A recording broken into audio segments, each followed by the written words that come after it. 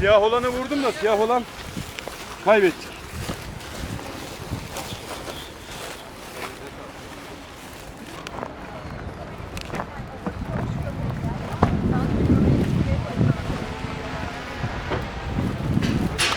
Ahmet Bey yan dön.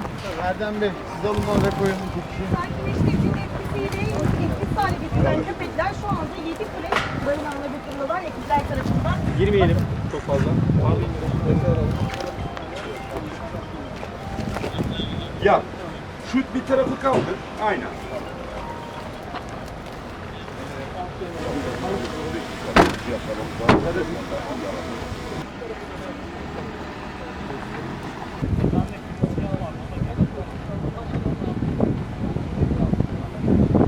Emrullah.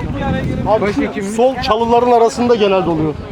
Şu kısım var ya. Gel Ahmet abi. başhekimimizin yanına gitsen. Murat abi.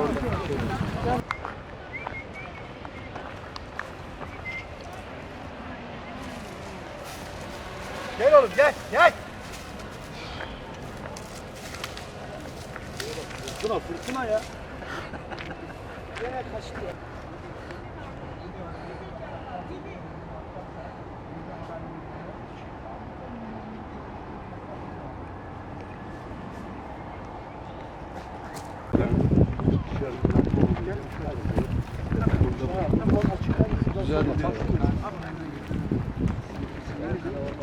Emrullah. Gelir misin?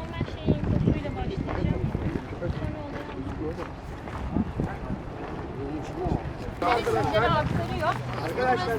Çok işlek bir yer olduğunu söylemek mümkün. Edinilen bilgilere göre burada çok sayıda farklı vatandaşlar köpeklerin saldırısına uğramıştı. Aslında duruma aile yakınları da